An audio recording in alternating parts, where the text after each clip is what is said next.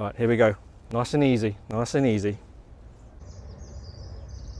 This is my first ever wine tasting video outdoors as well. It's a little bit slightly under pressure doing this, but and hello once again and welcome back to my channel. I am 350. It is a rather lovely, splendid, warm, sunny afternoon, and it is a long-awaited wine tasting video. So apologies for the long wait. I know it's been a while since I've done one of these, and also to make up for it, I've decided to do this outdoors for the first time. So it's a bit of a new one for me as well. And also, if that isn't exceptional enough, it's off the back of the London 2025 marathon, which I was fortunate enough to stand in the crowd this morning and watch all the participants take off. So yeah, I believe there's a massive turnout today. It was nearly 60,000 people participated. So yeah, incredible, and hats off to them for getting involved, and for whatever reason they've taken on the marathon challenge for. I'm sure it's all done for good causes, for at least for their own sort of personal fitness as well. So yeah, incredible stuff, and congratulations to all of them. So what have I got in store for you today? So I will be doing a little comparison, a little shootout between two very well-known champagne brands. So we're going to be comparing notes of, say, a Moët and Chandon, and that will be compared against the very venerated Veuve Clicquot. So yeah, two very well-known champagne houses, champagne brands. So they all belong to the same luxury group as well. I believe it's the Louis Vuitton, Hennessy, Moët group, or something along those lines. I'm quite looking forward to comparing the two champagnes, and I'm looking forward to get started. So, all right, so let's get cracking. In no particular order, I think I'll get started with the Moët. I'll just get the wrapping off and then uncork this champagne. Of course, I've brought along with me my trusty old Perrier Jouet champagne pliers, which I've been using ever since my first attempt in one of my previous videos. I've had a bit more success, a bit more practice with it, so hopefully I should be able to demonstrate it properly in this video. But if not, I could always edit it out. So yeah, there you go. Wire off, and then simply clasp my pliers on there, tongs, give it a good grip. All right, here we go. Nice and easy, nice and easy. There you go. Success. So got with me actually got a new addition here. It's a traditional champagne coupe. So figured, if you're going to try champagne, do it the old way, the proper way, so could at least allow the champagne to speak for itself. Just pour a little bit, because I only have one glass with me at the moment. Don't want to have to glug the whole thing down to make room for the Veuve Clicquot. So just going to give it a little bit of an aroma test. Yeah, very crisp, very light. You can definitely that baked goods, yeasty characteristic coming through. Just off memory, the Moët generally they veer towards a little bit more Pinot Noir and Pinot Meunier, and then what's left of that ratio would be your Chardonnay grape. So it's quite a Pinot Noir heavy mixture, or ratio, if that's the term. Yeah, so yeah, very nice aroma. I love just pouring this into a very large, wide vessel like a coupe. It just allows the wine to speak for itself. Anyway, I'll give it a little taste. Cheers. That's rather good, especially when it's outdoors. I think it affects your taste buds somewhat. So I think everything gets exaggerated even more. It's very refreshing. I can't really put a word wrong about it, really. It's very classic champagne tasting notes, tasting profile. Just that crispness, that nice bit of acidity, the yeast, that biscuit notes on there. Moët perfectly exemplifies that. those classic champagne tasting notes. Yeah, that's so far so good.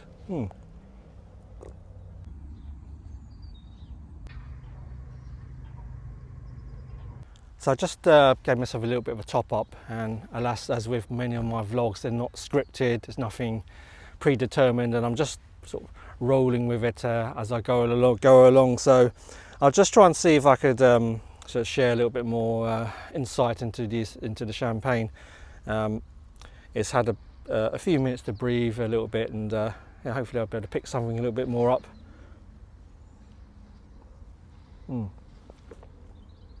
Yeah, certainly it continues through.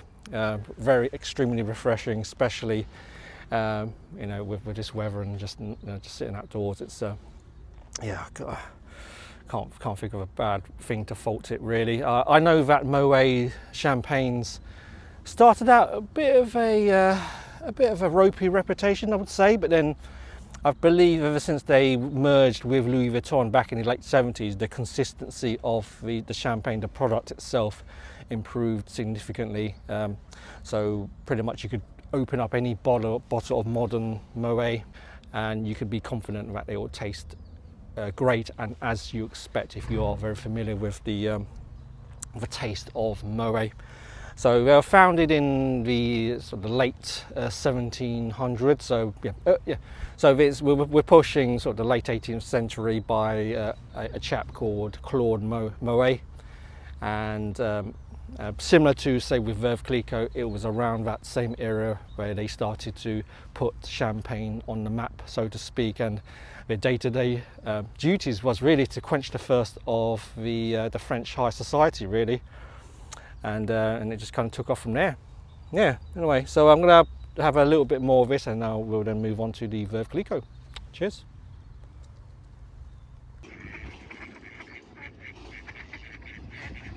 And now on to the Veuve Clicquot. So I'm a little bit nervous about opening this one as it's quite a warm day and the bottle has been sat out in my bag for say about half an hour. It's still chilled, but the thing with champagnes or sparkly wines is unless they're very chilled, the cork can have a tendency to pop out on its own, so I need to just yeah, point it safely in another direction and I should be okay, but hopefully I better use my tongs again and put them to good use. Okay, let's go. As aforementioned, they were founded in sort of the late 1700s and it didn't really quite take off until the whole entire estate was handed down to a certain lady. I'll try to get her name right, but it's Barbara Nicole something, but no, I edit that out. So it was yeah, so a certain lady, Madame Clicquot, inherited the Champagne estates from her father, and then from then on she, due to her vision and ambition, just took this brand and put their brand of champagne on the map, really. Okay, so point this the other way just in case. And just as I'm about to open a bottle, there's a bit of human traffic that might pass by, so I'll just try to aim it well away. Get my trusty tongs out. Okay, give it a good grip and anyway, wish me luck. There you go, success. That's quite a nice pop that was. A very different type of sound to the Moët. Maybe it's just me. Pour a little initial sample. I try and sort of keep it similar quantities just to keep things fair. Not like it's not a review, by the way. I'm not going to say this one's better than the other. It's just I'm just sharing my experience like I do with any of my other vlogs. So yeah.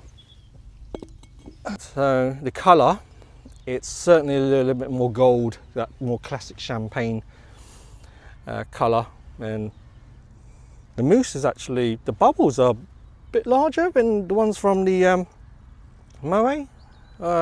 Yeah, I probably shouldn't read too much into that, but just some aroma, initial aroma notes. Okay, it's not as forthright as the Moët. To my surprise. Yeah, it's maybe just being outdoors affects my senses somewhat, but it's yeah, yeah, not as forward. I'll give it a taste. So I would say compared to the Moët, the Veuve Clicquot, I would say is less acidic, a little bit more towards the yeasty side of the spectrum. And I've always said this about, no, I'm not going to lie to you, this isn't the first time I've had Veuve Clicquot, and there's always some salty characteristic about their champagne. Maybe that's just me, you might disagree, but I've always picked that up with whenever I have a glass of Veuve Clicquot, but I do like it. It's certainly a treat to have. I'm not going to try and theorize on what it is, but all I know is the ratio of grapes is slightly different to that of Moët.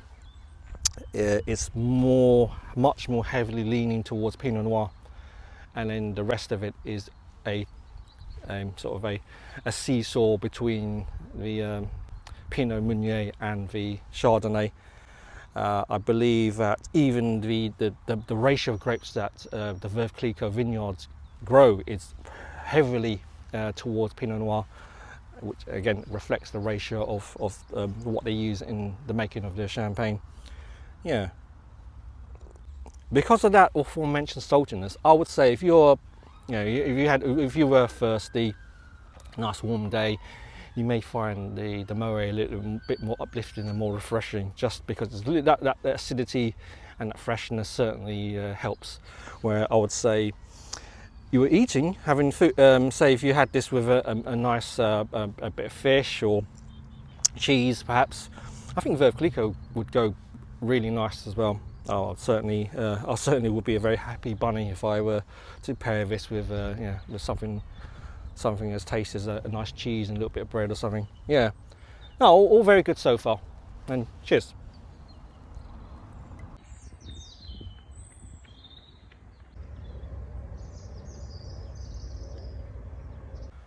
Barbara Nico Ponsadine Clicquot. There you go.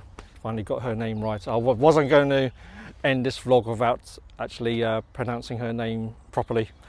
So I just a little topperoni with the Veuve Clicquot, just to get a second impression, just to see how it opens up. It's not as chilled as I like it to be because of the warm weather, but first world problems, eh?